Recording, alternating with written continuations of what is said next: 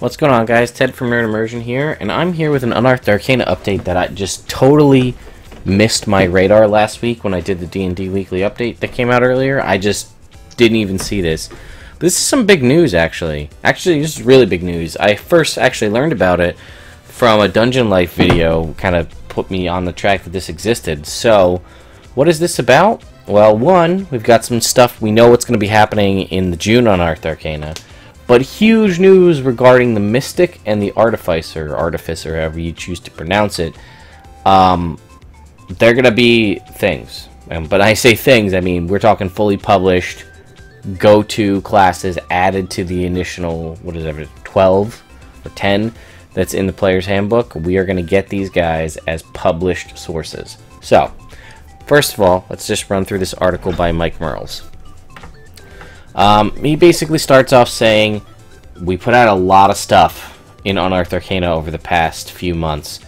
Doing stuff basically every week, ton of subclasses, a lot to review. Some fans really heavily gravitated towards, others people didn't really care about. I think one I remember that got a lot of attention was the Forge Domain Cleric, got a lot of love, and I think like the Horizon Walker Ranger didn't. I think it's just ones that stick out in my mind.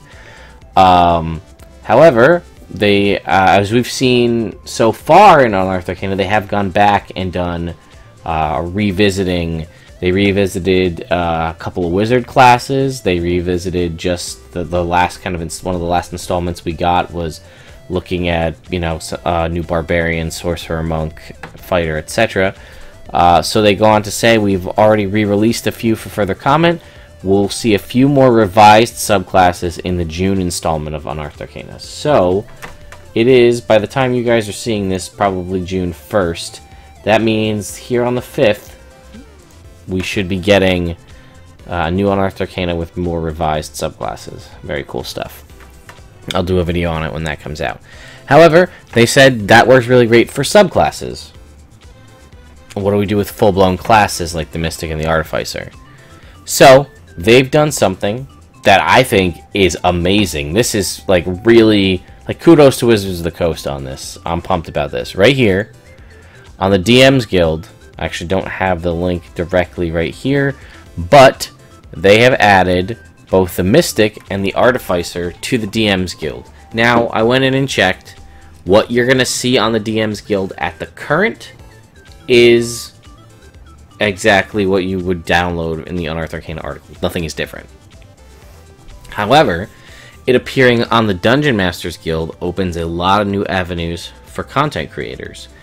If it's there, that means that you can use it and use those classes either in adventure modules that you create, in ways to create additional subclasses and things like that.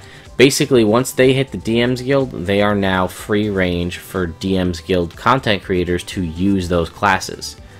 So you can create your own material and, you know, share them and sell them on the Dungeon Master Guild if you would like to do so. They're also going to release additional surveys to delve deeper into the classes and identify headaches. Between watching the design work done on this DM's Guild and monitoring feedback, we'll continue to revise these two subclasses. Also, in the video, the Dungeon Life video, Mike Merles went to say that if you've ever purchased anything from the Dungeon Master Guild, you'll know that people can go in and update the product, and you can kind of get a little ping in your email, or you can see it in there that says like, hey, this product, there's a new version of this product, you can go download it here. And then you can do that. So they're going to be able to do that to those classes. But the biggest news is once these classes have robust sets of features and options that are hitting the approval levels we aim for, we will make those classes available for playtesting in the Adventurers League. This step indicates the new class is slated for official release as part of a D&D product. This step's goal is to put the classes through the same rigorous testing and DM feedback that the core 5th edition classes received during their open playtests. What happened with Ranger? Once that step is complete, we'll add these classes to a future D&D product. We can't predict how long each step will take, so we don't have dates to share. We remain committed to releasing material only when it's ready. Thank you for participating. Your efforts have helped D&D reach heights of popularity it hasn't reached in decades. We're committed to holding the success by including you in the game's evolution. Oh, you can actually click them both right here. Should open it in the DM's Guild. I'll put the links to these, just the direct links. See, they are free. They can be rated by people, and people can post, you know, the stuff down here, comment on things. Not sure there's actually any, you know, usable content at the moment, but they are available here. And then the Mystic over here as well. So, the only thing I have also is a little bit of feedback from the Dungeon Life video is the reason they want to wait to release it in the for the Adventurers League is if they update the class, say you make a character and then you have to update it because there's an updated version of the classes out. That means that your Adventurer League DM needs to know the difference to make sure that your current character is using the current rules. In homebrew, this is not necessarily this isn't necessarily a big deal because you could just continue to use the older version, if that makes sense. Like, I'm going to use this version. I don't really like the new version, unless your DM says no, the new version's what we got to go with. But anyway, guys, I just wanted to put out a video just to let you guys know that this was out there. This was an article that I completely, just like I said, slipped right by me and I missed it. But this coming Monday, we should have a new Unearthed Arcana article per this one saying revised subclasses. Hopefully, we'll get to see some that I think could, you know, I don't know if we're just going to get revised subclasses. Probably not like a revised Ranger again, like revised Ranger 2. Things that I would like to see revised would be the Tranquility Monk. Having played one for 11, almost 12 levels at this point, I think its level 3 ability is extremely powerful. The ability to heal 10 times your monk level, which makes you better than a paladin in that respect. But I feel like that is a super useful trait, but the other traits that you get are not as good. So you're basically taking that archetype, or that subclass, for healing, which is fine, but like you watch everybody else get their cool specific stuff and you're like, I can try to de-escalate a hostile situation, but the situation already has to be hostile, and all it does is give me advantage on persuasion checks. I don't know. I'd also like to see... I love the Hexblade the way it is right now. I would like to see it revised because I'm curious if they will tweak anything. Specifically the level 6 ability with the kind of Shadow Hound. Mostly because I don't think it really fits with what they're trying to do with the Hexblade.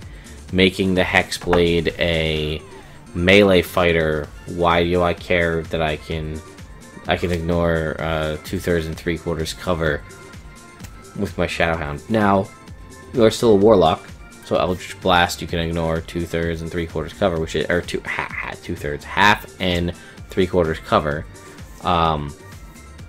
And I guess there are situations where you'll be in melee where that's a thing, but I feel like 9 times out of 10, if you're in melee and somebody has cover, you just sidestep the cover and you got them. It's got some cool lore stuff, don't get me wrong, but I think I feel like I know what it was trying to draw from Hexblades of past ages, and I feel like it just kind of fell a little bit short. But yeah, other than that, I think things are fairly solid. I'm curious to see what they're going to revise. Probably a fighter, just because there's been so many. Maybe the paladins, because they were kind of just like evil paladins, or bad paladins. I don't think they really put a lot of thought into those, you know, all told. Yeah. Maybe, and the Raven Queen Warlock, because I feel like it just... When the Raven Queen's whole thing is destroying undead and preventing people from unnaturally extending their life, and you know, she just has like a beef with undead, why would the level 14 ability of a Warlock of the Raven Queen be Finger of Death, which kills a creature, and if you kill them, brings them back as a zombie permanently under your control? I hate undead, I hate superficially extending your life. Let me make my high capstone ability of my class something that allows you to create a zombie. Maybe not always, as we know, but I feel like that was just poor design. Anyway, guys, let me know what you think. Are you excited about this? What would you guys like to see updated and revised by Monday? I'm curious. Let me know. Well, guys, I'll see you next time.